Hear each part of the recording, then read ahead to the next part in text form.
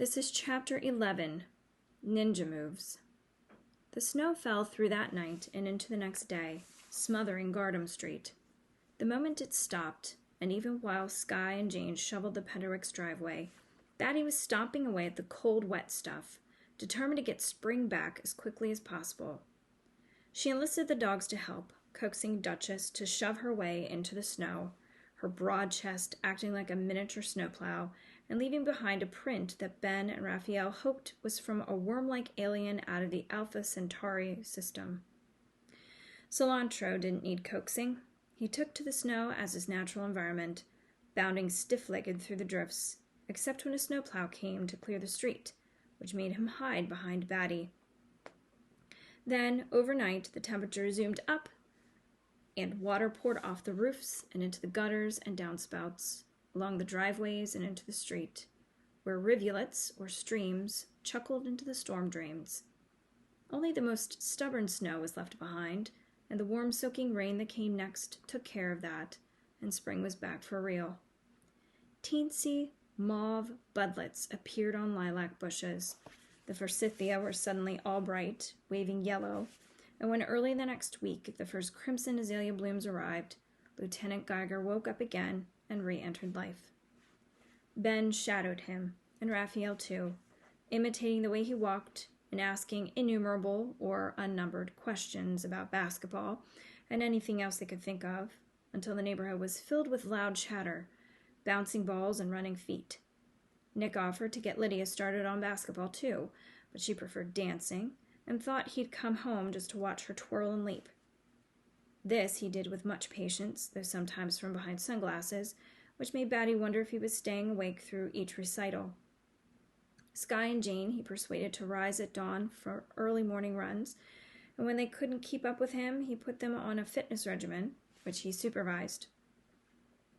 Batty resisted all Nick's attempts to get her involved in any sport or fitness programs, but she did work with him on dog training. She wanted Duchess and Cilantro to be accepting her authority by the time Geoffrey arrived for Skye's birthday. But the week passed, and it was now Friday, with only one day left, and Batty had to admit they'd gotten nowhere. "Heel," she said, with little hope as the three of them wandered up Gardam Street, the dogs with their leashes tangled together once again. "But if you can't heel, since you're all twisted up, you should at least go in the same direction." Yet they tugged and yanked, and Cilantro barked at a mailbox that he was certain had never been there before. At least there was no longer the complication of the red wagon. Duchess hadn't needed it for several days now. If she wasn't good at following Batty's commands, at least she had lost weight. Her funny, dowshined tummy was further off the ground, her harness now loose enough to slip and jiggle. When they reached the Geiger's house, the two dogs finally decided to pull together toward the front step, where Nick stood overlooking a large percentage of the Penderwick crew. Skye and Jane were doing sit-ups on the lawn, and Lydia danced around them, the sun glinting off her crown. Only Ben was absent, gone to Raphael's house after school to dig up rocks and dream up a movie about basketball-playing aliens. The dogs gave quick identifying sniffs to Skye and Jane, and Duchess paused to give Lydia a big kiss, but Nick was their goal, their love. "Sit," said Nick when they arrived, and the dogs sat. "Batty, if you can wait a few minutes, I'll walk Duchess and Cilantro with you. We're almost done here." "Thank goodness," said Jane, and flopped down flat, done with sit-ups. "I said almost done, Penderwick. 20 more." Nick rubbed both dogs' heads, sending them into ecstasy. Jane didn't move. "Nick, you're killing me." "Your sister hasn't stopped. Get going." "Aren't you worn out yet?" Jane asked Skye. "Of course I am," Skye determinedly bobbed up and down, "but I won't give him the satisfaction." "You'll be glad I kept you in shape when you hit the temptations of college," said Nick. "When Rosalind gets home, she'll tell you I'm right." "Lucky Rosalind, who won't get home until you're just about to leave again." Jane went back to doing sit-ups. "Jane didn't mean that," said Batty. "Yes, she did," said Skye. "No back talk, grunts," barked Nick, with a side smile for Batty. "Come on, let's see you make these dogs obey." "They won't. They certainly won't if you keep up that attitude. Try to make them come to you." Batty handed him the leashes, then walked 10 feet away. Their leashes weren't that long, but she knew they wouldn't listen to her, so it made no difference. "Duchess, Cilantro," she said, "come."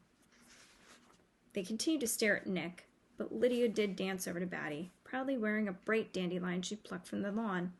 "Flower," she said. "Is that for me?" said Batty. "No, Nick." Lydia danced away on the hunt for more dandelions. Batty turned back to the dogs. "Come over here, you monsters." "Make them look at you first," said Nick. "Duchess, Cilantro," tried Batty. "Eyes to me." But they wouldn't even look at her. Batty gave up and went back to sit with Nick, marveling at his easy authority. 58, 59, 60. Jane fell, panting onto the ground. Skye also finished her sit-ups, though too proud to pant. "I can't believe we made all those welcome home signs for Nick. Can you, Jane?" "We did it because Ben missed him, not because we did." "They don't mean that," Batty told Nick. "Yes, we do," said Jane. 25 push-ups for insubordination, which also means disobedience," said Nick. Groaning, Jane and Skye rolled over and started on their push-ups as Lydia brought Nick a fat handful of dandelions. "Lydia loves Nick," she said. "And Nick loves Lydia," he replied. "Give me your crown." "She won't," said Batty, but Lydia took off her crown and handed it over, then watched as Nick deftly wove the dandelions around the spikes. "Lydia is a princess," she told Duchess. "Snow White." "Woof," said Duchess. "And Cilantro can be a count," said Batty, so that no one would feel unroyal. Finished with his weaving, Nick set the crown, now bright with living gold, onto Lydia's glowing curls. "You're definitely no Snow White with that red hair." 24, 25, Jane collapsed. "She's Princess Dandelion Fire." "Princess Dandelion Fire," repeated Batty. "That's perfect for you, Lydia. Say thank you to Nick for decorating your crown." Lydia kissed Nick's cheek. "Lydia thanks Nick." 28, 29, 30, finished Skye, stubbornly doing more than Nick had asked for. And Skye doesn't. Batty and Lydia, make sure you never ever let Nick start you on a fitness regimen. Nick, Batty, and the dogs soon set off, leaving Jane and Skye still recovering, and Lydia again dancing, waving her arms as though a princess named Dandelion Fire would. At the edge of Quigley Woods, Nick took Cilantro's leash from Batty and set off with a swift stride. Batty and Duchess had to run to keep up. "Not bad, Batty," said Nick after a while. "Maybe running is your sport. Come out with me one of these mornings and see how you like it." "I don't want..." She slowed down to catch her breath. Sport." Nick and Cilantro pulled out ahead. Duchess would have stayed with them, her little legs going 1,000,000 miles a minute, her tongue hanging out, but Batty kept her back. "You have to slow down," she said. "Come on, let's just walk for a while."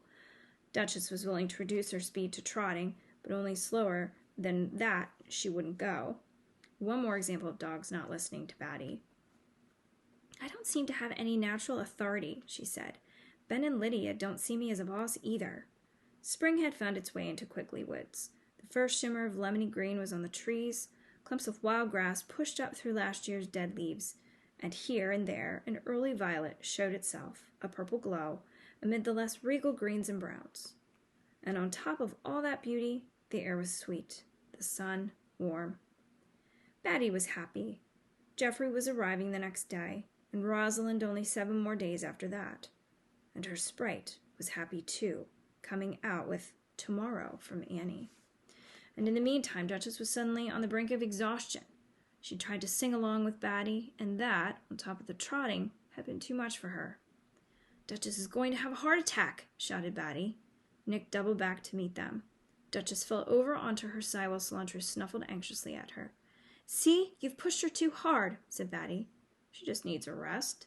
Nick handed Cilantro's leash to Batty, then swept up Duchess and slung her around his shoulders, yet more proof that she'd lost weight.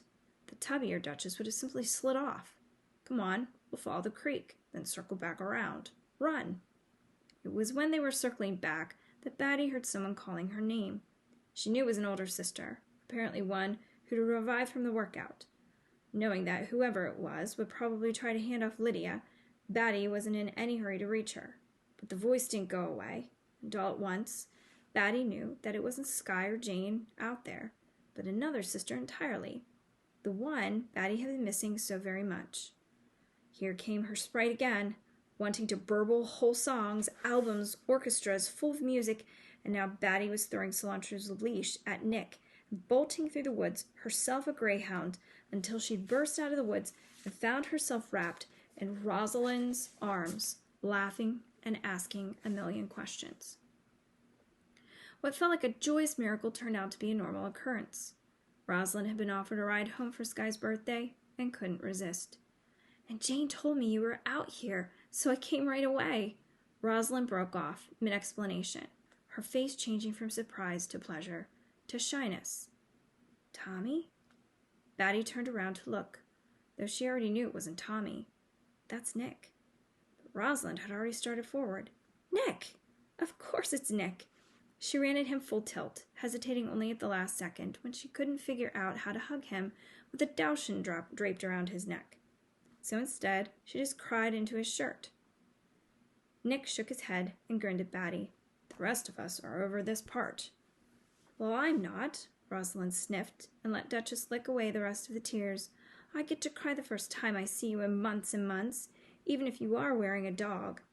"That's Duchess, one of the dogs I'm walking," said Batty, "and the other one is Cilantro." Cilantro had his head buried in a bush, unaware that the rest of him was out in plain sight for all to see. "His IQ isn't his strong point," said Nick. "Unlike you, Rosie, except for when you were dumb enough to let my brother go." "Nick, you know you've got it backward. He let me go, and the last time I heard he was seeing some girl named Teresa. She was a mere stopgap, a pale substitute. Anyway, that's over and done with. Tommy's down there in Delaware moping for you." Rosalind tucked her arms through his. "Batty, tell Nick he doesn't know what he's talking about." "Ha! Like he listens to me." Batty took Cilantro's leash and dragged him out of the bush. "It's Rosalind, Cilantro. She's my best sister, and you will like her very much." As they all made their way down Gardam Street, Batty almost danced with happiness. Not just Geoffrey now, but Rosalind too. Rosalind! How fun, how lucky, how magnificent, how— "Well, well, well," said Nick. "Don't, Nick," said Rosalind. "Just don't." Bewildered, Batty looked around and then saw him. "Rosie, who's that man?" she asked. He was leaning against a car in the Penderwicks driveway, giving off an aura of ownership, not only of the car, but of all he surveyed. The car, low-slung and gleaming white, was parked behind a poor flash van, which looked suddenly embarrassed by its own vulgar racing stripe. Vulgar meaning ugly. As for the man himself, he was dressed from head to toe in black, carefully rumpled in all the right places, looking like a picture in a magazine. "That's Oliver. He's not a man. I guess he's a man. He's a junior anyway. He gave me the ride home." "Nice car," said Nick. "Behave." Rosalind squeezed his arm. "I've known Oliver for only a few weeks, so this isn't a big deal. Right, Duchess?" Duchess licked Rosalind in sympathy, but Batty thought it was a big deal, as did Cilantro, who was trying to head back toward Quickley Woods. She wished she could let him. Her old shyness had descended. Boom! And she felt 5 years old again. But the man had walked to meet them, and Rosalind was happily making introductions. "Oliver, my sister Batty," she said. "Hello." He nodded and smiled.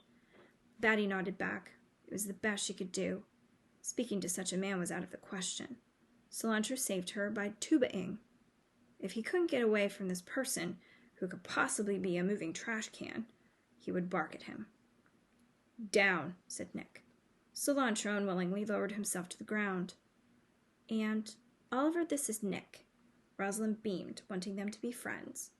Oliver reached out to shake Nick's hand, which forced Nick to unwind his arm from Rosalind's. "So how did you two meet?" Nick asked. "Film class," said Rosalind. "Semiotics and narrativity in cinema," said Oliver. "I fell for her when she admitted she hadn't seen any Buñuel." "Buñuel?" asked Nick. "Play for the Mets, right?" Rosalind narrowed her eyes at Nick, silently scolding him for something that Batty didn't understand, while Oliver looked satisfied, as though he'd set up a test for Nick, and Nick had failed. Batty hoped she wouldn't be the next to be tested. Like maybe this Boonwell guy played for the Yankees instead of the Mets. Baseball players were definitely not one of her strengths. Rosalind was back to smiling. Oliver, Nick is the one who taught me how to play basketball years and years ago. My best student, except for her jump shot. Rosie, how's your follow-through these days? Remembering to snap your wrist? My follow-through has always been excellent. You just needed some reason to criticize me.